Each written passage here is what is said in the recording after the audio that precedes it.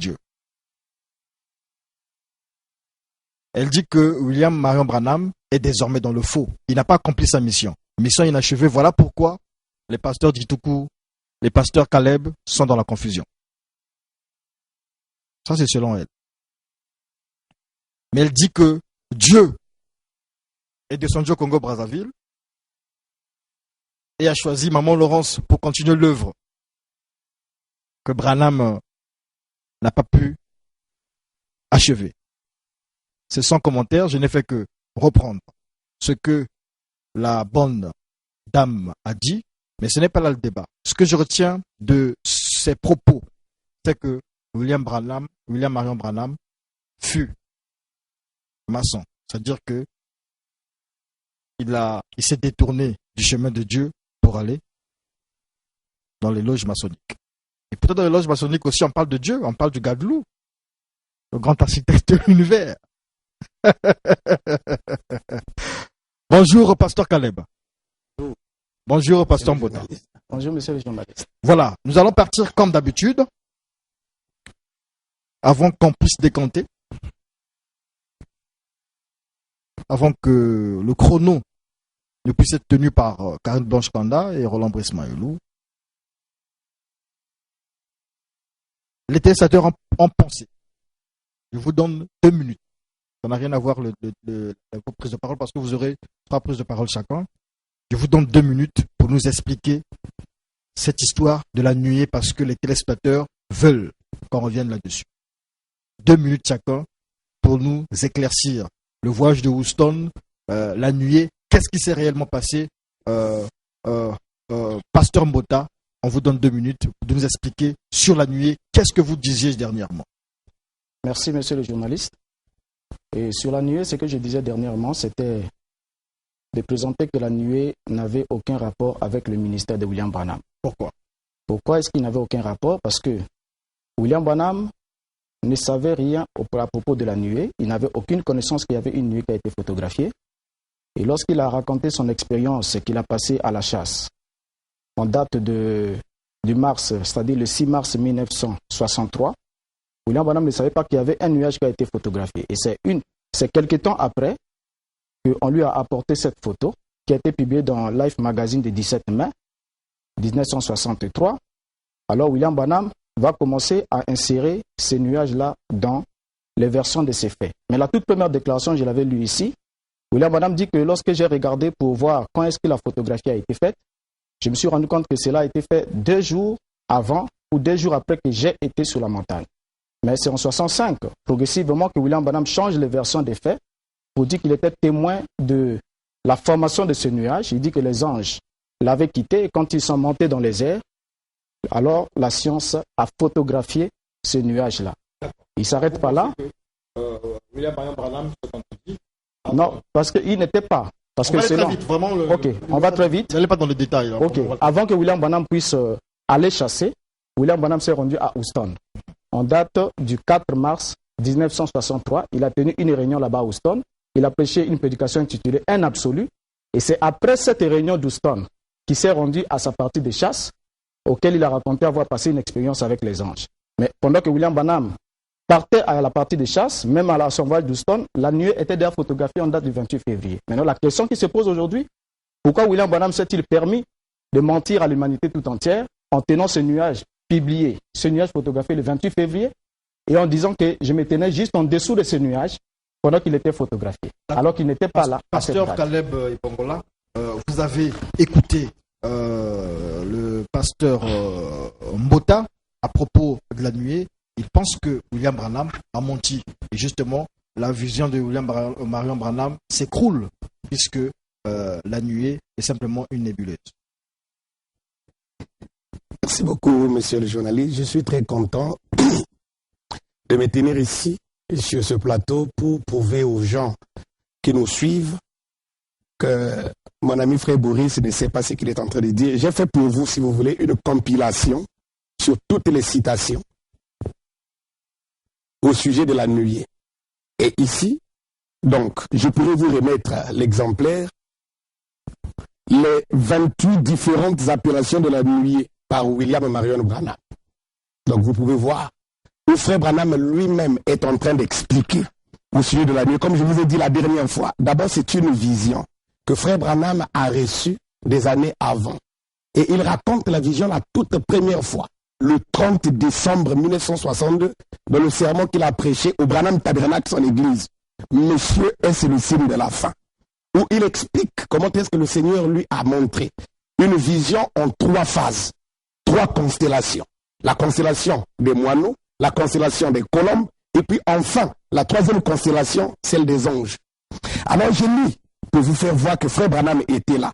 Au Seigneur, encore une fois, où l'état présent de l'Église, prêché vendredi 28 juin 63. Frère Branham dit, paragraphe 41, je me trouvais juste en dessous. Et je m'entretenais avec quelqu'un il y a quelques minutes. Si vous regardez dans le magazine Life du mois dernier, vous verrez cela là-dedans. Et vous avez cette bande. Je ne suis pas un vendeur de bande. Mais si jamais vous croyez la parole que je prêche, vous pouvez vous offrir cela. Procurez-vous les 7 sous et procurez-vous d'abord, monsieur, quelle heure est-il? Écoutez ce qui en a été dit 6 mois avant que cela n'arrive. Et la science est perplexe. Branham a dit, je me trouvais juste en dessous de l'endroit où cela s'est passé. Et j'ai dit aux gens 6 mois avant que cet ange sous la forme d'une constellation pyramidale ressemblant à une pyramide descendrait et que moi je serais au nord de Tucson en Arizona et qu'il y aurait un grondement qui détacherait même les rochers des montagnes. Frère Fred qui est assis là est avec nous. Beaucoup d'entre eux, ils étaient avec nous quand c'est arrivé. Ça c'est William Marion Branham. Puisqu'il n'est pas question d'entrer profondément dans la nuit, et je me suis fait le devoir de rassembler des citations de William Marion Branham où au sujet de la nuit il dit qu'il était là. Donc vous pouvez la voir si vous voulez. D'accord. Merci beaucoup. On va garder. Nous allons vraiment récurer la marque, comme nous avons dit. S'il nous faut une année pour parler de cette question de William Marion Branham, nous le ferons pour édifier les sénateurs de Télé Congo et les fans de l'émission Studio 210 et Aréam. Ils nous suivent de partout dans le monde. Alors, Roland Brice Mayoulou, je pense que nous pouvons enchaîner avec notre débat. Voilà. Il fallait lever l'équivoque sur la nuée, et je pense que les législateurs ont tiré leurs conclusions, ont tiré leurs leçons avec les explications de Renaud Boris Mota et les explications de Caleb et Pongola. Et donc, Renaud Boris Mota, vous êtes sur le banc des accusés. Vous nous disiez, comme la maman Laurence Okanza, que William Marion Branham n'est pas ce prophète-là, n'est pas le prophète du temps de la fin, mais qu'est-ce qui vous le prouve? Vous avez 5 minutes. Merci beaucoup. Et juste avant de prendre la parole, j'aimerais souligner un fait. Vous n'avez que 5 minutes. Hein. Ok. J'ai 5 minutes, je vais bien les gérer. Je voulais d'abord souligner à mes amis prédicateurs. Et la question ici est relative à William Branham et son ministère. Et les constats faits la fois passée, au lieu de démontrer le contraire de ce que j'ai posé comme question et de donner des réponses aux questions, c'était une pluie d'insultes. Gloire au Seigneur, cela révèle votre nature. Bon. Ici, je crois qu'il a été dit dans la foulée que William Branham est le prophète de Malachie 4. C'est une écriture que William Branham s'est appropriée à tort. Je vais vous le démontrer pourquoi. D'abord, pour commencer, le livre de Malachie est adressé au peuple d'Israël. Le premier chapitre, le premier verset du livre de Malachie dit « Oracle, parole de Yahvé à Israël par Malachie ». Donc c'est au peuple vivant sous la loi qu'a été promis l'envoi d'Élie le prophète. Et la loi, comme vous le savez avec moi, a été exclusivement donnée à Israël. On peut lire dans Exode 24, verset 12 qui dit « Yahvé dit à Moïse, monte vers moi sur la montagne et reste là et je te donnerai des tables de pierre, la loi et les ordonnances que j'ai prescrites pour leur instruction. » Deutéronome 4, 44 dit « C'est ici la loi que présenta Moïse aux enfants d'Israël. » Deutéronome 33, 4 dit « Moïse nous a donné la loi, l'héritage de l'assemblée de Jacob. » Malachie chapitre 4, le verset 4. « Souvenez-vous de la loi de Moïse mon serviteur, auquel j'ai prescrit en Horeb pour tout Israël des préceptes et des ordonnances. » Alors cette loi, comme vous le savez, devait être mise en pratique dans le pays promis. Deutéronome chapitre 4, le verset 14 précise ceci. En ce temps-là, l'Éternel me commanda de vous enseigner des lois et des ordonnances afin que vous les mettiez en pratique dans le pays dont vous allez prendre possession. Et Israël, ou les Juifs, devraient observer la loi afin de pouvoir demeurer dans le pays qui a été promis, selon Deutéronome 4, verset 40, qui dit « Et observe ces lois et ces commandements que je t'ai prescrits aujourd'hui, afin que tu sois heureux, toi et tes enfants, après toi, et que tu prolonges désormais tes jours dans le pays que Yahvé, ton Elohim, te donne. » Donc Élie le prophète est promis aux Juifs, dont le pays est le seul qui a été menacé d'être frappé d'interdit, au cas où la loi n'était pas observée. Vous allez voir, quand William Branham prend cette écriture pour s'identifier, il commence à lire le verset 5 et le verset 6. Mais cette écriture, on ne peut pas la lire sans prendre le verset 4 qui dit, je vais la lire comme elle devait être lue. Souvenez-vous de la loi de Moïse, mon serviteur, auquel j'ai prescrit en Horeb pour tout Israël, des préceptes et des ordonnances. Et le verset 5 dit, et voici, je vous enverrai Élie le prophète, avant que le jour de l'Éternel arrive, ce jour grand et redoutable. Il ramènera le cœur des pères à leurs enfants, et le cœur des enfants à leurs pères, de peur que je ne vienne frapper le pays d'interdit. Donc vous remarquez ici que le vous, qui est dans le 5e verset, et le vous, qui est dans le 4e verset, s'adresse pratiquement à la même personne. Donc c'est à ceux qui devaient se souvenir de la loi de Moïse que devait être envoyé Élie le prophète. Parce que Élie était un prophète de justice, et vous allez remarquer avec moi que le premier Élie était un juif envoyé aux juifs, d'abord dans son caractère. Il ne s'est jamais marié, il n'a jamais eu de femme, c'est-à-dire il n'a jamais eu de femme, il n'a jamais eu d'enfant, il n'a jamais acheté une maison, il n'avait pas de char, il n'avait rien. C'était un homme qui vivait une vie à part. Quand le même esprit d'Élie vient dans Élysée, celui-ci aussi n'a jamais eu de femme, il n'a jamais eu d'enfant, il vivait une vie à part, et il a eu le même comportement que le premier Élie. Et lorsque le même esprit vient dans Jean-Baptiste, Jean-Baptiste aussi ne s'est pas marié, n'a pas eu d'enfant, et il a vécu une vie désertique. Et quand cet esprit-là vient aujourd'hui, la Bible la Bible dit clairement que le pays sera frappé d'interdit au cas où Élie le prophète n'était pas reçu. Alors vous allez remarquer avec moi qu'on ne peut pas aujourd'hui affirmer que William Branham soit un Élie envoyé à l'église, alors que Élie est le prophète de la justice qui vient pour faire observer la loi de Moïse. Or, quand Christ vient, la Bible dit que Christ est la fin de la loi. La loi a été donnée à Moïse pour Israël, mais la grâce et la vérité sont venues par Yeshua HaMashiach. Donc on ne peut pas aujourd'hui dire qu'en ce temps de la fin, ou en ce temps-ci, le Seigneur aurait envoyé Élie le prophète. Alors, nos amis vont dire, quel est le pays qui est menacé d'être frappé d'interdit au cas où le ministère d'Élie n'était pas reçu? Alors, par la suite. Okay. Et j'aimerais attirer l'attention de l'opinion des fils et filles de Dieu, des membres du corps mystique de Christ. Essayez de discerner ce qui est en train de se passer. Et vous constaterez par vous-même que Frère Boris est en train d'épingler sujet après sujet, sujet après sujet. Et si vous n'êtes pas attentif, vous voyez, vous vous jetez dans le bateau et puis on va se distraire. Moi, je crois qu'on doit soulever point par point. La dernière fois, Frère Boris nous a dit ici que Frère Branham était franc-maçon. On n'en a même pas encore fini. Il prend Élie de Malachie 4. Je ne fais pas son jeu. Je voudrais d'abord vous relire la citation que lui n'a pas voulu lire par mauvaise intention. Il a pris une citation de Frère Branham, il l'a coupée.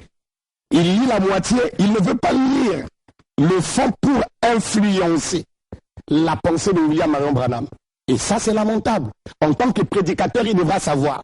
Quand on cite un autre prédicateur, vous devez le lire de manière à ne pas influencer la pensée de l'auteur.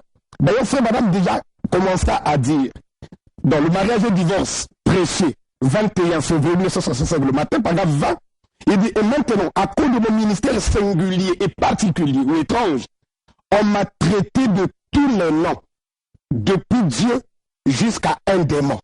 Et ça, c'est tout simplement, c'est toujours comme ça. Donc pour nous, ce n'est pas étrange qu'aujourd'hui, Frère Boris dise que Frère Branham est un franc-maçon. Frère Branham a parlé des loges maçonniques dans tous ces sermons enregistrés. 1209 sermons de William Branham, il est revenu sur cela 144 fois. Et encore là, j'aimerais donner cela à la fin à mon ami Boris. J'ai fait ce document ici pour lui. La loge maçonnique ne remplacera jamais l'Église du Dieu vivant. C'est une simple compilation de citations de Frère Branham sur les loges et la franc-maçonnerie. Comme ça, n'importe qui pourra lire William Branham. Vous voyez, pour ne pas que quelqu'un soit influencé, comme Boris est en train de mal citer Frère Branham, pour faire dire à Frère Branham ce que Frère Branham n'a pas dit. Et de faire mentir un prophète ressemblerait à un blasphème. Il a mal lu ici. J'aimerais vous relire ce que lui a fait. Il n'a pas voulu lire la dernière fois. Je prends le même titre. N'ayez pas peur, c'est moi. Prêché à Bloomington, vendredi 14 avril 1961. Frère Branham dit paragraphe 49. Le petit Zaché, ce tout petit gars, a donc dit qu'il s'est levé ce matin-là. Présentons-le dans un petit drame pour cette petite fille qui est assise ici. Observez-le. Les petits yeux brillants de Rebecca avec une petite chevelure peignée. Je peux m'imaginer voir 3 points. Vous savez, Rebecca, sa femme, croyait en Jésus. Elle priait donc tout le temps, disant, oh Seigneur, je te prie que lorsqu'il viendra dans cette ville, que mon cher petit mari, c'est un homme de bien, mais il est entièrement lié à toutes sortes de réunions, de kiwani, de fêtes de loge, et toutes ces choses pour, Eh bien, je ne dis rien contre les kiwani, donc, c'est très bien. Voyez-vous, c'est juste des gens qui prennent 3 points. Et en effet, je crois que les francs-maçons, c'est très bien, mais la loge maçonnique ne remplacera jamais l'Église, ni le sang de Jésus-Christ. Maintenant, regardez là où il a mal lu. La citation, peut-être qu'il ne lit pas l'anglais. En anglais, c'est écrit comme ceci. Toute ma famille, les membres de ma famille, toute ma famille est composée de francs-maçons. Et ils sont très bien comme loge. Mais elle ne remplacera jamais l'Église. Et l'ennui est que vous avez l'Église qui n'est plus qu'une loge maçonnique à cause des cérémonies et tout, ou n'importe quelle autre loge. L'Église est une maison de Dieu où Christ vit et se manifeste au milieu du peuple. C'est injuste. Pourquoi Frère Boris n'a pas voulu lire la fin ici? Il a voulu influencer la pensée de Frère Branham. Et ceci n'est pas normal. Frère Branham a dit, dans le retour et le jubilé, il dit maintenant les loges, paragraphe 42, sont très bien, si vous voulez y appartenir, mais n'associez pas cela à l'Église. L'Église est un groupe de croyants nés de nouveau, qui sont en Christ par le Saint-Esprit et qui sont conduits par l'Esprit de Dieu. Le retour et le jubilé, 22, 11e mois 1962, paragraphe 42. Frère Branham me dit, les gens ratent la réunion de prière pour suivre une espèce de réunion de loge. Et comment diantre un chrétien peut-il, celui qui se dit enfant de Dieu, fréquenter donc de tels endroits? Écoutez-le, Edmonton, Canada, 7 ou 8e mois 57, paragraphe 18. Je crois que c'est très bien. Je n'ai pas dévié. Si j'ai souligné le point de Malachie 4, c'est parce que c'est un point qui a été lâché dans la foulée lorsque vous étiez en train de chercher à dévier sur la question de la nuée. C'est vous qui avez embrassé tous les points pour montrer que Branham est Malachie 4, Luc 17, 30, alors que toutes ces écritures-là n'ont rien à voir avec William Branham. Alors, on revient sur la question de la franc-maçonnerie. J'aimerais d'abord apprendre à l'opinion ici que c'est le temps qui manquerait ici. Pour ceux qui peuvent me joindre sur ma page Facebook, je pourrais vous transférer les citations, parce que si on passe le temps ici à lire les citations de Branham, on ne va rien exprimer. Mais je vais dire des choses et je serai prêt à répondre de ces choses. Mon ami est là. Là où j'aurais dit quelque chose de faux, il va me retenir. J'aimerais d'abord vous apprendre que Branham a été initié par Roy Davis, qu'il appelle mon bon et vieux maître. Son premier pasteur qu'il a dit l'avoir baptisé du Saint-Esprit était un franc-maçon de la branche des Ku Klux Klan.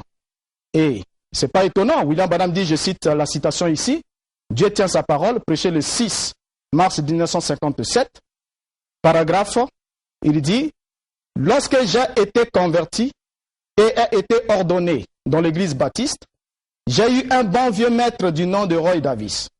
Il était un avocat avant sa conversion. Et il regardait la Bible en entier d'un point de vue juridique.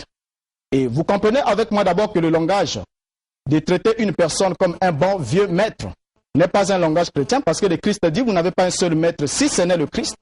Alors, lorsque William Branham qualifie Roy Davis de son maître, il montre réellement qu'il était initié et enseigné, instruit par Roy Davis. Ce n'est pas du tout étonnant.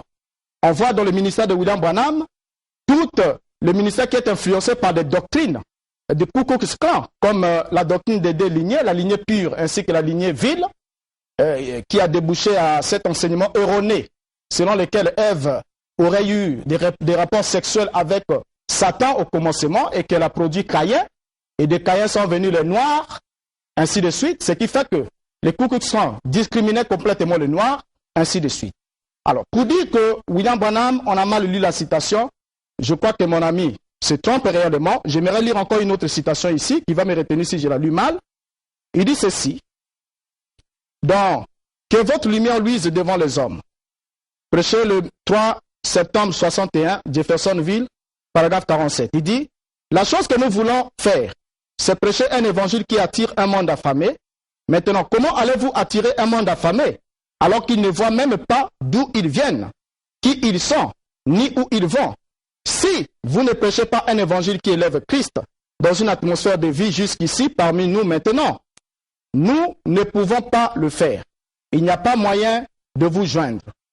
Nous pouvons nous joindre à la franc-maçonnerie ou au Odd Philo ou à n'importe quelle autre loge. Se joindre à une loge serait tout aussi bien. Mais nous devons prêcher un évangile qui attire les gens affamés, qui attrapera ceux qui ont faim et soif de la justice. Et ceux qui ont faim et soif de la justice. Alors, remarquez ici avec moi que chaque fois que William Branham prend l'exemple de se joindre à une loge, il dit que ce n'est pas mal, c'est tout aussi bien. Mais est-ce qu'un prophète du Seigneur conseillerait-il à quelqu'un, à une personne de se joindre à une loge maçonnique? Et j'aimerais, puisque je suis dans les quelques minutes de temps de parole, William Branham commence ses réunions dans un temple franc-maçon. Ça, mon ami le sait, il a tenu ses premières réunions dans un temple franc-maçonnique. Et son premier tabernacle, j'ai emmené la photo ici, la réalisation, si elle voudra bien nous la présenter, ou bien je vous l'enverrai. Le premier tabernacle de Branham portait au devant un seau. Là, ce que vous voyez sur l'image, c'est... Attendez, ce que vous voyez, bon, là, c'est une image. Voilà. Et arrêtez là, s'il vous plaît. Regardez cette image-là que vous voyez sur l'écran. Non, ramenez l'image, l'autre image. Que vous voyez sur l'écran. Cette image porte, ou la toute première, il y a une image où il y a un aigle qui est au-dessus d'une pyramide, et la pyramide à 9 degrés. Et cette pyramide à 9 degrés illustre les degrés maçonniques de William Branham. Et laissez-moi vous dire que cet aigle qui a une épée dans ses serres et qui se tient au-dessus de la pyramide à 9 degrés, c'était le sceau qui était sous la porte d'entrée principale de la maison de William Branham. Mon ami est là, il le sait. Alors pourquoi ce symbole maçonnique se retrouvait-il sur la porte d'entrée de William Branham? Et à l'intérieur de la porte d'entrée, il y a les 3 loups. Il y a la photo passée là. Les 3 têtes de loups formées en forme de triangle, qui est l'un des symboles de la divinité sorcière de Wicca aux États-Unis. Alors, tous ces éléments-là illustrent bel et bien que William Branham appartenait à une loge maçonnique. Alors, vous voyez, j'ai comme l'impression que Frère Boris ne connaît pas sa propre Bible. S'il dit que l'expression maître, ou le mot maître, un chrétien ne devra pas utiliser l'expression maître. Alors, si Frère Branham a dit, mon maître Davis ferait de Frère Branham un franc-maçon, donc Paul a été franc-maçon avant William Branham. Écoutez ce que Paul dit dans la Bible. 1 Corinthiens 4, le verset 15. Car quand vous aurez 10 000 maîtres en Christ, vous n'avez cependant pas plusieurs pères, puisque c'est moi qui vous ai engendré en Jésus-Christ par l'évangile. Saint Paul nous dit ici qu'en Christ, nous avons des maîtres. Et Boris Mbota veut faire croire au peuple de Dieu que de dire que celui-ci est mon maître, sous-entendrait que vous êtes franc-maçon. Que dirait-il de Paul ici? Alors qu'il dit, quand vous auriez 10 000 maîtres en Christ, vous n'avez cependant pas plusieurs pères, puisque c'est moi qui vous ai engendré en Jésus-Christ par l'évangile. Ainsi dans la Bible, et en Christ, nous avons des maîtres. Voyez-vous? On a des maîtres, ça c'est la Bible. Et s'il ne peut pas croire sa propre Bible, qu'il laisse Frère Branham tranquille. Il parle la dernière fois des injures, des qualifications. Mais regardez vous-même, suivez très bien. Moi j'aurais aimé que Frère Boris revienne dans la Bible, qu'il nous montre de la Bible que Frère Branham est franc-maçon. Qui injurie, qui qualifie, qui calomnie. Nous sommes du côté de Michaël. La Bible dit dans Jude, verset 9, lorsqu'il était question de disputer le corps de Moïse avec Satan, Michaël n'était pas des propos injurieux. Au contraire, il disait que le Seigneur te réprime. Mais celui qui est en train d'injurier, nous connaissons de quel camp il se trouve. Que frère Boris revienne dans la Bible et qu'il nous prouve que frère Branham est faux prophète par rapport à la Bible. Alors si lui s'achoppe à cause du symbolisme de la Bible, est-ce que c'est frère Branham le premier à utiliser l'étoile? N'est-il pas écrit dans Apocalypse chapitre 2, le verset 20, que les 7 étoiles que vous voyez, ce sont les 7 anges? Jésus-Christ n'a-t-il pas promis au vainqueur de l'âge de Thyatire qu'il recevrait l'étoile du matin? Le concept étoile existe déjà. Et nous savons en tant que chrétiens affirmés dans les Écritures que le diable a toujours imité ce que Dieu fait. Il a toujours été épaté, ébloui par le spectacle à lumière. C'est ainsi que Satan, depuis la nuit des temps, a toujours imité ce que Dieu fait. De voir une étoile sur la devanture ou la façade principale du Branham Tabernacle, ça ne ferait pas de frère Branham un franc-maçon. C'est comme moi, j'ai été à l'école. J'ai utilisé le compas et l'équerre pour faire la géométrie. Pour la simple raison que j'ai fait CRIC. Est-ce que le fait pour moi d'avoir utilisé le compas et l'équerre, qui sont là les symbolismes typiques de la franc-maçonnerie, ferait de moi un franc-maçon? Quiconque a utilisé l'équerre ou le compas, il deviendrait un franc-maçon. Nous sommes dans la Bible. Que frère Boris laisse les qualifications, qu'il laisse les injures. Moi, j'aimerais que je le lance un défi. Qu'il revienne dans la Bible, qu'il prenne l'enseignement de William et Marion Branham, qu'il puisse me dire, bon, Branham a dit ceci, prouvez cela dans la Bible. Et si je suis incapable de le prouver dans la Bible, je croirais ce qu'il dit. Les injures, les qualifications, Branham est franc-maçon, Branham est ceci, cela, ça, c'est pour distraire les gens. Nous sommes des chrétiens, nous sommes des responsables. Et au début, il essaie de se construire une certaine humilité. On ne parlerait pas de moi, on parle de Branham. Mais quand il parle de Branham, Branham est un homme qui a eu un ministère. Frère Brice doit nous dire, il est de quel ministère? Parce qu'il faut qu'on compare son ministère avec le ministère de William Branham. William Branham a été confirmé par la colonne de feu. Et ceci, c'est le seul être surnaturel qui s'est laissé jamais photographier. Depuis l'histoire de l'Église, on n'a jamais eu ça. Que frère Boris puisse me dire qu'est-ce que lui pense de cette colonne de feu qui a été authentifiée par Georges G. Lassie, examinateur de documents douteux auprès du FBI. Ils ont pris ça, ils ont regardé, examiné, ils ont dit, Monsieur Branham, je ne croyais pas ton ministère, mais mon objectif ne peut pas capter la psychologie. Ceci, ça montre bien que c'est un être surnaturel. Qu'on revienne dans la Bible et que frère Boris nous dise, qu'en est-il de cette confirmation? Qu'il accepte qu'on puisse comparer. S'il parle que frère Branham n'est pas prophète, que je prenne son ministère et le ministère de William Branham qu'on puisse comparer. Depuis l'appel à l'âge de 7 ans, où l'ange a dit à Branham, ne souille pas ton corps, ne fume pas, ne bois pas, car j'aurai une œuvre à faire avec toi lorsque tu seras un peu plus grand. Dieu est descendu, a commencé à empêcher frère Branham de se souiller. Et jusqu'à ce qu'il l'a appelé. Je termine. Il dit que le premier serment de William Branham, c'était dans le temple maçonnique.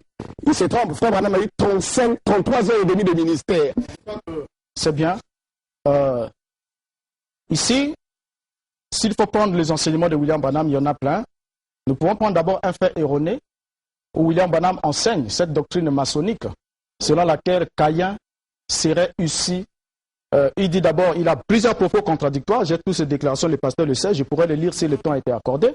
William Branham dit que Caïn, premier fils d'Adam selon Genèse 4.1, est le fils de Dieu. Ça, c'est la première déclaration. Il dit parce que quand Ève a dit, j'ai fait un homme avec Dieu, ça c'est William Branham qui le dit. Quand Ève dit, j'ai acquis un homme avec l'aide de Yahvé, William Branham interprète, il dit, Ève a dit, j'ai acquis un homme avec Dieu, faisons ainsi de Caïn un fils de Dieu.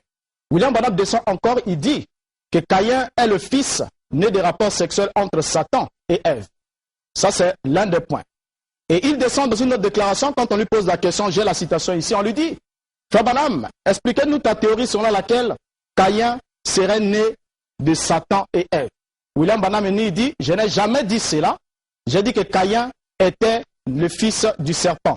Le serpent qui était un animal a pu quand même s'accoupler avec un être humain et produire un homme, ce qui est contre les lois de la Bible et de la parole. William Branham ne s'arrête pas là. Il descend dans une autre citation, il dit « Toute l'humanité provient de deux personnes. Adam et Ève sont les pères biologiques de Caïn, d'Abel et de Seth. » Il ne s'arrête pas là.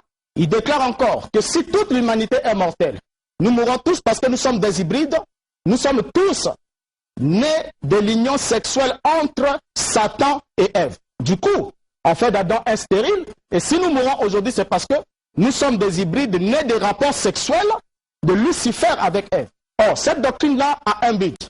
Comme je l'ai dit tantôt, je vais vous le démontrer. Le but de cette doctrine erronée de la sémence du serpent qui s'oppose à la Bible a un seul but, attribuer à Satan la paternité de l'humanité. Et du coup, lorsque les gens croient cela, même dans le monde du message, ils le savent. Quand vous croyez à cette doctrine-là, vous ouvrez la porte aux esprits incubes qu'on appelle femmes de nuit, mari de nuit, qui vont commencer à vous visiter parce que il vous sera fait selon votre foi, parce que vous pouvez croire qu'un esprit peut avoir des rapports sexuels avec un être humain, alors vous êtes exposé. Et cette doctrine est un faux enseignement qui vient totalement de l'enfer. Alors, mon ami pourra dire le contraire, mais j'ai ici, tout ce que je viens de déclarer, ce sont des citations de Branham. Donc, il n'y aura pas une citation qui sera vraie, une autre qui sera faux. Lorsque quelqu'un dit une chose et son contraire, alors il ne dit absolument rien du tout. Alors, remarquons ici, avec lui, William Branham ne s'arrête pas là, il avance. Comme je l'ai dit tantôt, il a fait des zodiaques, qui était la Bible babylonienne, de la religion mystérieuse babylonienne. Et la pyramide égyptienne, il en a fait des Bibles. Il a dit que ce sont les Bibles de Dieu, et que c'est Enoch qui aurait construit la pyramide. Mais chose étonnante chez William Branham, c'est que William Branham signifie clairement que dans la lignée de Seth, il n'y avait pas de constructeurs. Ils avaient que des gens humbles qui cultivaient la terre, mais il va nous présenter un Enoch qui a vécu 500 ans sur la terre. Je vous dirais que ce n'est pas un lapsus parce que toutes les citations de William Branham, là il parle d'Enoch qui a construit la pyramide, il dit que cet Enoch a vécu 500 ans. Mais l'Enoch de la Bible n'a vécu que 365 ans. Mais quand on cherche l'Enoch qui a vécu 500 ans, on pose la question à nos amis. Il y a deux Enoch dans la Genèse. Il y a un Enoch de la lignée de Caïn, un autre Enoch de la lignée de Seth. Mais Branham nous dit que dans la lignée de Seth, il n'y avait pas de constructeurs, pas des hommes intelligents, des médecins, ainsi de suite. Et que ce n'est que dans la lignée de Caïn qu'il y avait des gens instruits, ainsi de suite. Maintenant, on pose la question de savoir quel est l'Enoch qui a construit la pyramide, puisque l'Enoch de la Bible, celui de la Bible ici, il n'a mentionné nulle part qu'il aurait construit une pyramide pour en faire la Bible de Dieu. Alors vous voyez, c'est ainsi que je suis en train de dire. Il va falloir que frère Boris se prononce quant au ministère de William Marion Branham. Dans la brochure « À qui irions-nous » prêché lundi 6e mois 1960, paragraphe 14, 15 et puis 32. Frère Branham me dit « La franc-maçonnerie ne vous amènerait pas au ciel. » Il peut noter ça. Frère Branham me dit que la franc-maçonnerie ne peut pas vous amener au ciel. Donc William Branham savait ce qu'il disait. Il s'achoppe quand Frère Branham me dit, bon, attends, la loge, il n'y a pas de problème. Côté moralité, si l'église est juste la morale, alors l'église ressemblerait à la franc-maçonnerie. Puisque là-bas aussi, on enseigne, on inculque aux gens la morale. Frère Branham est clair là-dessus, que la franc-maçonnerie ne peut pas vous amener au ciel. À qui irions-nous? Paragraphe 14, 15. Il dit, il n'y a pas du tout d'esprit dans une loge, telle que franc-maçonnerie. C'est froid et formaliste. Cela ne remplacera jamais la nouvelle naissance en Jésus-Christ, le salut de l'âme, et cela ne remplacera jamais cette vérité. L'âge de l'église de Thyatire, prêché jeudi, 8e, le 8-12e mois 1960, paragraphe 60. Frère Branham me dit, il n'y a pas de loge, ni de vœu, qui puisse jamais être comparé à la fraternité des hommes et des femmes nés de nouveau. Il n'y a aucune loge, pas la franc-maçonnerie, pas le Ku Klux Klan, non, qui peut être comparé à la fraternité des hommes et des femmes nés de nouveau. Allez dire, prêché dimanche 17, 4 mois 1960 le matin, paragraphe 2. Frère Branham, quelqu'un est précis. Le problème que frère Boris, c'est qu'il prend quelques bribes de citation, il court avec ça. C'est pourquoi quand vous voulez comprendre un prophète, ne le prenez pas à moitié. Prenez le prophète dans sa totalité. C'est pourquoi c'est pour lui que je fais ça. Frère Branham a parlé de loge 144 fois. dans 1209 sermons enregistrés. Et comme ça, je peux donner ceci à n'importe qui. Vous pouvez lire vous-même pour vous faire nettement l'idée sur ce que Frère Branham voulait dire quand il parle de louge. Venons-en sur la semence du serpent. Tous nous savons qu'un esprit n'a ni chair ni os, comme Jésus le dit d'ailleurs dans Luc chapitre 24. Et Frère Branham qui est prophète, la parole de Dieu ne vient pas à un évangéliste. La parole de Dieu ne vient pas à un docteur, pas moins à un pasteur ou à un apôtre. La parole de Dieu vient à un prophète. Et William Branham est prophète confirmé par la colonne de feu. Et la parole de Dieu n'est pas venue à Boris. C'est ainsi qu'il s'ennuie. Quand il vous doute, il vous fait douter la Bible, par exemple. Lorsqu'il dit que la Bible a été mal interprétée, que la Bible a été mal traduite. Boris est en train de vouloir détacher la foi du croyant de la Bible qui était écrite. Est-ce que Boris connaît l'hébreu? Est-ce que Boris connaît le grec? Ou sinon ce sont des bibles, des histoires qu'il raconte, qu'il ramasse ici et là à l'internet? Est-ce qu'au Congo il y a eu un institut où on enseigne l'hébreu et le grec? Si Boris pense que la Bible a été mal traduite, alors son support c'est quoi? S'il se croit théologien, qu'il puisse traduire le Bible, on aura la Sainte Bible, comme on a Louis Ségon, on aura Boris et Raymond Botta. Vous voyez? L'hébreu, le grec, il dit la Bible a été mal traduite. Si vous déplacez la foi de l'Église sur la Bible, qui est un livre sacré et saint, il n'a plus de repère. Il ne croit pas Frère Branham est prophète. Il ne croit pas à l'authenticité de la Bible. Il nous prêche quoi? La semence du serpent, ce n'est pas Frère Branham qui l'a fabriquée. C'est une doctrine biblique. Et j'aurai le temps de répartir dans la Bible, de vous montrer. Il dit que le serpent était un animal. Est-ce que l'homme n'est pas un animal à son chaud? Le chemin manquant entre l'homme et le symposé. Darwin a cassé la tête, s'est cassé la tête pour chercher ça. Il n'a pas pu trouver. Le serpent parlait, lisez dans Genèse chapitre 3. Le serpent dit à Ève, est-ce que Dieu a-t-il réellement dit? Est-ce que le serpent d'aujourd'hui parle? Mais ce serpent-là parlait et il était d'abord debout, un être vertical. C'est la malédiction qui l'a rendu rampant. Voyez-vous? Nous reviendrons sur cela pour vous montrer que l'expression sémence du serpent n'a pas été fabriquée par Frère Branham. C'est coché dans sa Bible. Et s'il a une foi, c'est ainsi qu'il est en train de vouloir détacher la foi des gens de la Bible en disant que la Bible est mal interprétée, la Bible est mal traduite. Lui connaît l'hébreu. Et il peut tenir un discours de 15 minutes tout autour de l'hébreu et du grec. Ça, c'est des histoires que mon frère revienne. Même le français que nous utilisons. Il y a des astuces du français qu'on ne maîtrise pas. Est-ce que lui connaît l'hébreu? Pour se tenir ici sur un plateau de télévision, lui, prédicateur de l'évangile, entre parenthèses, et détacher la foi de l'Église, que la Bible est mal traduite. Est-ce que c'est lui qui va donner la vraie traduction? Ou ce sont des morceaux en hébreu et de grec que lui ramasse ici et là? Et revenons dans la Bible. Merci beaucoup. Nous revenons dans la Bible, nous sommes dans la Bible, et puis je peux profiter de lire quelques messages. Notre numéro, c'est le 06 678 25 47. 06 678 25 47, que vous pouvez faire précéder du 242 si vous êtes hors du Congo. Il a posé des questions, je prends la toute dernière. Pourquoi son acharnement sur William Marion Branham et que pense-t-il des prophètes tels que Kimbangu et Miloufwa Setipabo? C'est un téléspectateur qui s'adresse au pasteur Boris qui pense que son acharnement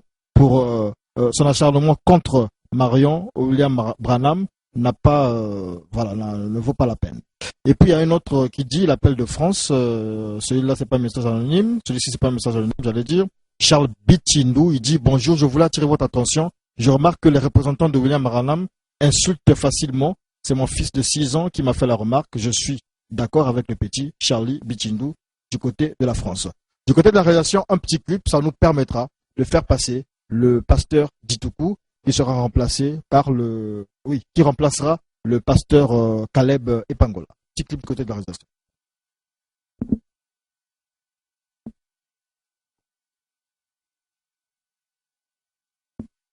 Apparemment, il n'y a pas de clip, mais on va le faire. D'accord. Pendant qu'on passe le clip, le pasteur Dituku peut arriver.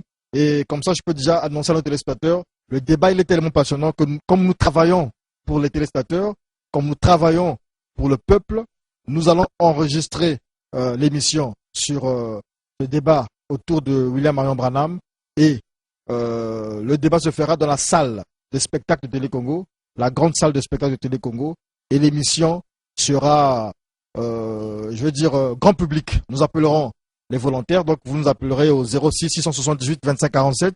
En ce moment-là, vous aurez l'occasion d'assister à l'émission. Nous allons enregistrer ce débat-là. Il y a beaucoup de gens qui tiennent à participer, il y a beaucoup de gens qui tiennent à assister. Il y a la servante de Dieu, la prophétesse, un prophète des nations, celle qui est en fait la remplaçante valable de William Marion Branham. Voilà. Laurence Okanza, qui veut s'attaquer aux deux pasteurs, au pasteur Dituku et au pasteur Caleb. Voilà, elle a le souffle. Elle a le souffle pour s'attaquer à ces gens-là, pour émietter leur doctrine sur Branham, suivant ce clip.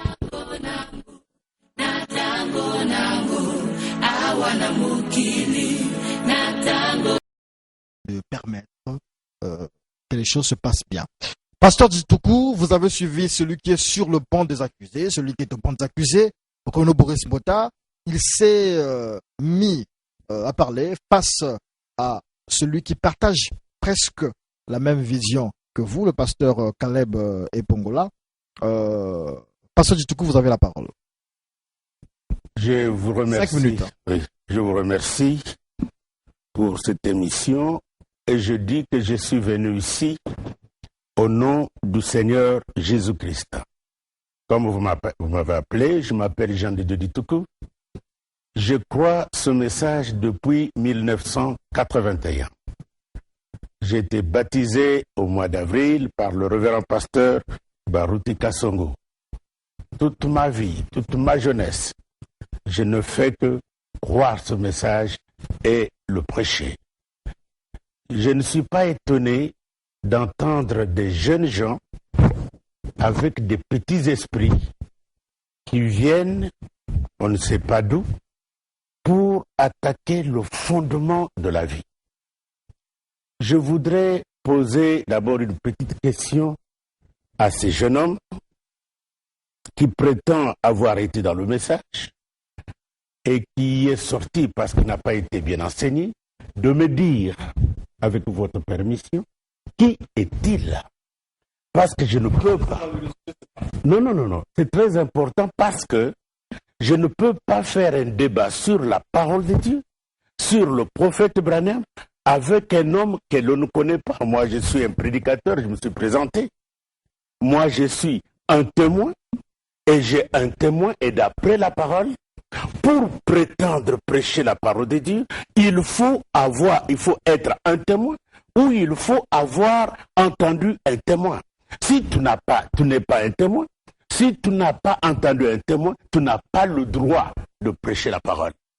Parce que le témoin vient avec une commission. Il doit nous dire quelle est sa commission et quel est son travail, où est-ce qu'il travaille. Que ce frère nous dise, qui est-il? Quelle est sa commission? Qu'est-ce qu'il fait? Qu'est-ce qu'il est venu faire sur terre? Son problème est-il d'attaquer Branham? Il vous reste 2 minutes. Ou de venir commencer une autre église, une autre œuvre pour que les gens le suivent. Je m'arrête là. Merci. Merci beaucoup. Je crois que le sujet, comme je l'ai dit, c'est William Marion Branham. Je me suis exprimé. Excusez-moi, c'est mon temps de parole. C'est son temps de parole, pasteur. Non, c'est mon temps. Non. J'ai 5 minutes, j'ai fait 2. Je lui donne 1 minute.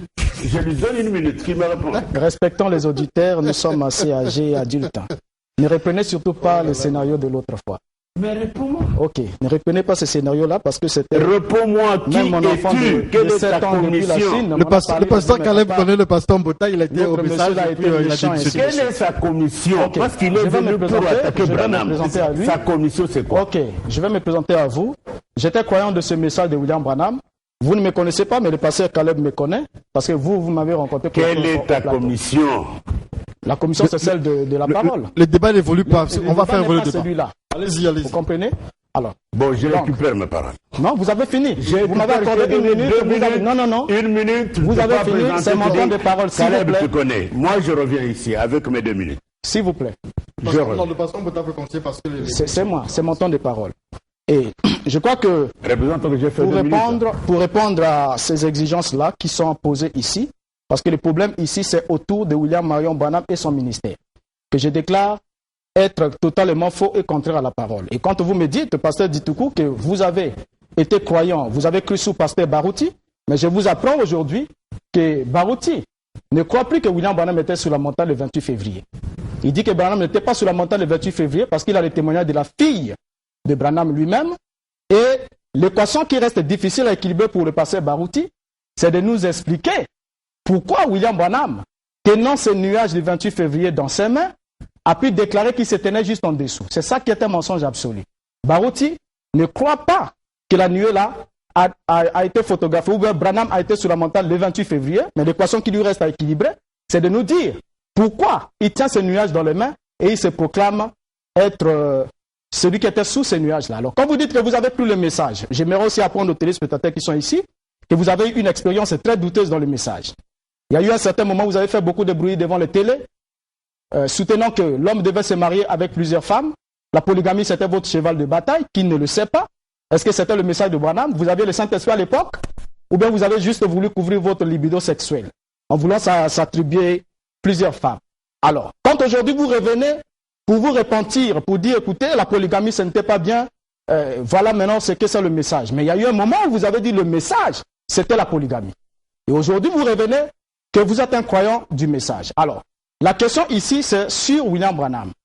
Sur William Branham et son ministère, ce nuage qui a été photographié en 63 était vide au centre. Je l'ai ici, pas celui qui est garni déjà là. Voilà. Non, celui-là est déjà garni, il est sombre, il est garni.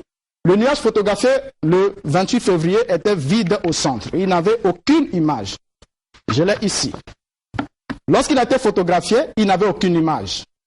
Il vous reste une minute. C'est en 1965 que William Branham va la présenter à l'église pour la dernière fois en disant « Voyez-vous ses yeux, sa bouche et sa barbe, ainsi de suite. » Alors, pour répondre à mon ami qui était ici, qui a parlé de la colonne de la lumière sur la tête de William Branham, disant que c'était la colonne de feu qui venait de confirmer, mais ça c'est la bêtise la plus absolue. Je souhaiterais, comme le monsieur le journaliste a dit, que nous ayons une réunion en salle avec assez de temps pour démontrer ces choses. Cette lumière n'était pas une lumière surnaturelle. C'est une photo ordinaire qui a été couronnée des mensonges de William Branham. Et lorsqu'il dit que George J. Lassy était le chef de la FBI, directeur de la FBI, aujourd'hui vous cherchez, c'est un mensonge. George J. Lassy n'a jamais travaillé à la FBI. Et William Branham dit que cette photographie est un être surnaturel et que cette photo a été placée dans le Washington DC, au musée des arts religieux. Or, ce musée des arts religieux, jusqu'à la date d'aujourd'hui, n'existe pas. Il dit que c'est la seule photo, si vous allez trouver la mention, le seul être surnaturel qui n'a jamais été photographié. Quand les frères ont cherché cela aux États-Unis. Pasteur Djougou, c'est votre temps de parole.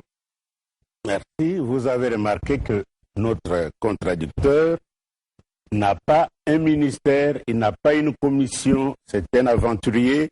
Et là, je réponds aux frères de la France que nous n'injurions pas des gens, nous disons ce qui est écrit dans l'Écriture. Je voudrais lire d'abord la parole. On dit, c'est ce qu'il fait dans toutes les lettres, il parle de ces choses dans lesquelles il y a des points difficiles à comprendre, dont les personnes ignorantes et mal affermies tordent le sens, comme celui des Écritures pour leur propre ruine. Nous avons affaire ici à une personne ignorante et mal affermie, qui vient pour tordre le sens des Écritures pour sa propre ruine. J'ai ici une prédication. Essayez de rendre un service à Dieu sans que ce soit sa volonté. William Branham, parlant de la nuée, dit « Ne jetez pas vos perles devant les pourceaux. » Voyez, c'est pour l'Église, c'est pour les élus, c'est pour ceux qui ont été appelés à sortir. Bien-aimés frères et sœurs, ici, vous êtes devant un événement, un signe surnaturel. C'est un signe du temps, accomplissant Luc 17:30. Dans notre temps, avant que Dieu ne fasse quelque chose sur la terre, il le montre premièrement au ciel. Le comble est que les gens n'ont pas le discernement des choses spirituelles. Ainsi, ils confondent, ils s'attaquent à ce que Dieu lui-même est en train de faire sur la terre. Une personne ignorante. Ainsi, cette nuée-là n'est pas venue pour tout le monde. C'est un grand signe pour nous les élus, pour nous qui sommes appelés à sortir. Et William Branham continue. Il dit, la vraie photo, la dernière, quand cela s'est formé, ils ne savent pas d'où c'est venu, ni où c'est allé. ils ne savent toujours pas. C'est une énigme pour la science. Ils ne savent pas ce qui s'est passé. Mais nous savons. Il y aura des signes en haut dans le ciel. Nous savons. Et il a promis ces choses. La seule chose, il a permis que cela soit connu. Ainsi, un homme qui n'est pas dans l'église, un homme qui n'est pas un élu, il ne peut pas comprendre les choses spirituelles. Ce monsieur nie même que ces photos ne sont pas au musée à Washington, D.C. J'ai oublié de vous amener la photo du président Obama sous cette photo en train de signer. J'ai cette photo, j'allais vous l'amener. Ainsi, ce monsieur qui est devant nous et qui attaque les signes surnaturels qui n'ont jamais été photographiés dans le monde. Il pêche, non pas contre moi, il pêche contre Dieu, contre la parole de Dieu. Et si vous regardez cette photo, un vrai homme de Dieu garderait du respect pour ça. Ça, c'est la colonne de feu au-dessus de la tête de William Branham. Il n'y a aucun prophète, aucun prédicateur, aucun ministre sur la terre aujourd'hui qui peut prêcher avec ces photos parce que ça sont des signes surnaturels. Laissez-moi répondre à ce monsieur, car il a osé attaquer ma vie. Je voudrais lui dire tout simplement ceci. Je n'ai jamais dit que la polygamie était le message. Jamais. La polygamie est un point de la parole de Dieu. Les vrais sur une minute et demie. Oui. Le message, c'est le retour à la Bible. William Branham a été envoyé pour nous ramener à la Bible, parce que les mystères qui se trouvent dans la Bible devraient être révélés. Et c'est pour cela que cette nuée est venue. Et cette nuée, si je veux bien en parler, je voudrais dire à mon frère, qui a dit que cette nuée n'a aucun rapport avec le monsieur William Branham, qu'il regarde William Branham avant que cette nuée n'apparaisse. Le 21 décembre 1962, il parle de cette vision dans la prédication appelée « L'opprobre pour l'accord de la parole ». Le 30 décembre, il parle de cette nuée dans la prédication « Messieurs, est-ce le signe du temps de la fin ?» Et le 28 décembre, William Branham, cette prophétie, cette vision s'accomplit. Ce sont les 7 anges, une constellation d'anges venus vers William. Je récupère mes 2 minutes d'avant. Venus. Il n'y a pas de récupération, c'est pas comme au football. Allez-y, pasteur Mota. Okay, merci beaucoup. Je crois que vous voyez combien les mensonges, chaque fois qu'on veut couvrir un mensonge, il faut aussi mentir. Parce qu'on ne peut jamais couvrir un mensonge avec la vérité. Et je crois que si le pasteur Caleb était ici à côté de son ami, il aurait honte tel qu'il est assis là. Vous voyez cette photo-là de la lumière, excusez-moi, ce ne serait pas un acte de sacrilège parce que je crois qu'elle est naturelle. Vous allez m'excuser pour ces gestes. Cette photo n'a rien à voir de surnaturel. J'ai même mon pied dessus, il n'a rien à voir de surnaturel. C'est la photo de cette lumière, de cette colonne de feu sous la tête de William Branham. Pourquoi? La photographie a été prise pendant que William Branham était dans un stadium auditorium. Et là où il se tenait debout, c'était un stade, il y avait des lampes, comme vous avez des lampes ici. Il y avait un projecteur à l'extrême, au fin fond, à une distance très éloignée. Lorsqu'on fait la photo de profil de William Branham, cette lumière qui était éloignée apparaît comme si elle est au-dessus de la tête de William Branham. Et j'aimerais dire à mon ami ici, quand nous allons nous retrouver en salle, lui emmener d'autres photographies faites dans le même stade, dans le même stadium, là où même des basketteurs sont en train de jouer au basketball. Et pendant qu'ils sortent, on leur fait la photographie, la même lumière avec la même forme semble apparaître entre les doigts du basketteur. Donc c'était une lampe naturelle. Et quand il dit que Obama signait même une signature, une pétition, et que derrière lui se trouvait cette photo, c'est un trucage. Vous savez pourquoi ils ont triché? Lorsque William Branham dit que cette photo se trouve dans le Washington D.C. et que dans le musée des arts religieux, ce musée qui n'existe pas jusqu'aujourd'hui, appelez-le qui nous donne les références de ce musée, qu'on a aux États-Unis, on va chercher ce musée, n'a jamais existé. Vous entrez sur le Google, nous avons toutes les cartes de l'administration américaine. Un musée des arts religieux n'a jamais existé. Et là où on aurait, soi-disant, placé cette photographie, ça n'a jamais existé. William Branham a été confronté dès son vivant sur la question de savoir où se trouvait la photographie, puisqu'il avait fait les déclarations que la photo est placée dans le hall des arts religieux Washington D.C., avec comme mention le seul être surnaturel qui n'a jamais été photographié. Mais laissez-moi vous dire, c'est un mensonge qu'il a fait dire à George Hilassi. Georges Lassie a rendu un témoignage normal qu'on rend au sujet de toute photo. Il a dit la lumière a frappé l'objectif parce que l'appareil photo ne peut pas prendre quelque chose d'imaginaire. Donc il y avait réellement une lumière qui a frappé l'objectif. Donc le témoignage de Georges Lassie était naturel et simple. Mais c'est William Branham qui a voulu le déformer pour attribuer ça à un être surnaturel. Et quand il a été confronté, je vous emmènerai la citation la fois prochaine, lorsque William Branham a été confronté à la question de savoir où se trouve cette photographie dans un département américain, une administration américaine, William Branham va encore mentir. Il va dire, j'ai la citation, il va dire non, présentement la photo n'est plus aux États-Unis, mais elle est emmenée en Allemagne. Alors cette photo ne se trouve plus aux États-Unis, elle est emmenée en Allemagne avec la mention le seul être surnaturel qui n'a jamais été photographié. Maintenant, la photo qu'il dit que Obama était en train de signer et que derrière lui se trouvait cette photo-là, c'est un mensonge. Je vous emmènerai, je l'ai ici avec moi, même à la fin je pourrais le montrer à certains, ceux qui pourront me suivre sur Facebook, je vais vous donner les deux photos pour prouver le mensonge de monsieur. La vraie photo, derrière le dos d'Obama, il y a la photo de George Washington. Et les branhamistes, pour couvrir cette honte-là, cet échec, ils ont juste ôté la photo de George Washington. Il reste 30 secondes. Ils ont enlevé la photo de George Washington et ils ont remplacé avec cette photo de la lumière ce mensonge-là que le pasteur, honteusement, vient quand même devant les plateaux de télé, devant le monde entier, pour dire que la photo se trouve là-bas et que le président Obama est en train de signer, alors que nous avons toutes les deux photographies, l'original et la photo qui a été trafiquée. Merci, pasteur Renaud Boris Betta. C'est la fin de ce débat. Vous avez le dernier mot. Je vais lire dans la prédication Apocalypse chapitre 5 et je dis, William Branham dit, cette église ne peut jamais se comparer au monde. Comment vous et le divertissement de votre église, vous comparez à la loge de francs-maçons ou à l'un de ces groupes de gens qui se divertissent. C'est là leur domaine. N'essayez pas d'aller dans leur camp. Ça, c'est William Branham.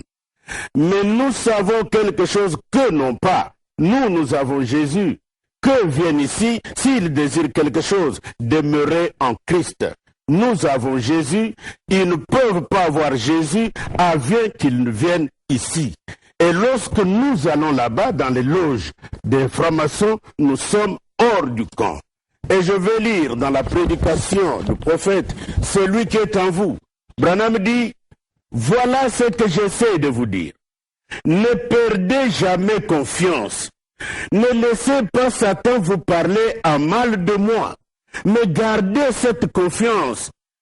Ne regardez pas à moi en tant qu'homme. Je suis un homme, j'ai fait beaucoup d'erreurs. Mais regardez à ce que j'ai dit de lui. Et j'ai dit à tous les téléspectateurs que ce monsieur a osé marcher sur la colonne de feu. Il dit que ça, c'est le rayonnement des ampoules, des lumières. Qu'ils se mettent sous les mêmes ampoules et qu'on prenne des photos. Il n'y a pas de photographe ici. Que ça sorte, que ça fasse sortir ça. Qu'il nous amène une photo comme ça. Ici, nous avons des photos authentiques. Et moi, je ne voudrais pas ici défendre les photos. La colonne de feu défendra elle-même cette photo, les deux photos du prophète Branham. Et je vais aller plus loin pour dire à ce monsieur qui est ici que nous ne venons pas sur le plateau de la télévision pour défendre un homme. Mais nous venons pour défendre la parole de Dieu. Il a dit que le ministère d'Élie n'existe plus, que c'était pour Israël. Mais s'il prend Marc 9, s'il prend Matthieu 17, où il est écrit, Élie viendra premièrement et rétablira toutes choses. Ça, c'est écrit dans la Bible, les Écritures qui confirment qu'un Élie devait venir avant que le jour de l'Éternel arrive. Et je réponds à la maman qui a parlé. Premièrement, le Dieu du ciel ne peut pas donner la parole de Dieu à une femme. Lorsqu'une femme sort avec la parole pour la prêcher, elle est tout simplement sous l'influence de Satan. Car elle ne peut pas contredire Paul qui a dit « Je ne permets pas à la femme d'enseigner ni de prendre de l'autorité sur l'homme ». Et parlant de la colonne de feu de la Bible de William Branham, nous disons, si quelqu'un est sur cette terre, si quelqu'un est prédicateur, qu'il prenne seulement la Bible Parce que le temps dans lequel nous vivons, c'est le temps où le peuple se prépare à aller dans l'enlèvement. Et avant d'aller dans l'enlèvement, une fusion du Saint-Esprit doit venir pour que l'Église soit restaurée. Et tous ceux qui ne croient pas, cette Bible, telle que Dieu l'a révélée aujourd'hui, ce sont des faux Christ, ce sont des séducteurs. Et mon frère Jazz, je dis ceci en terminant, ce monsieur, parce qu'il a été dans le message, comme il le prétend, et parce qu'il a osé attaquer ces choses, au nom du Seigneur Jésus, nous les livrons à Satan. Merci. Merci beaucoup, pasteur. Jamais avec lui sur ce point de la parole. Pasteur Ditoku, le christianisme, c'est aussi la tolérance, à ce que je sache. Donc, chacun donne son point de vue, et puis c'est argument contre argument. C'est vrai qu'il a marché sur, il a marché sur la photo de William Branham. Mais la prochaine émission, nous la ferons, je crois, jeudi ou vendredi, mais nous allons même l'ancien spot. Elle sera grand public. Nous la ferons dans la grande salle de spectacle de Télé Congo. Donc, prenez donc contact 06 678 25 47. 06 678 25 47. Je profite donc de saluer ceux qui nous suivent en ce moment. Joyeux anniversaire à Larry Chikokolo, Silver, Alban Silver et à Biberic Lokwa. Alors, Larry Chikokolo est du côté des États-Unis à Dallas, Silver est du côté de Cape Town en Afrique du Sud et Biberic est ici à Brazzaville. Tout de suite, le temps du réveil avec Mohamed Saïd, Hamad Saïd de la communauté islamique Hamadia. Il nous parle de la réforme individuelle. En d'autres termes, dans le jargon chrétien, on dirait la nouvelle naissance. Le temps du réveil.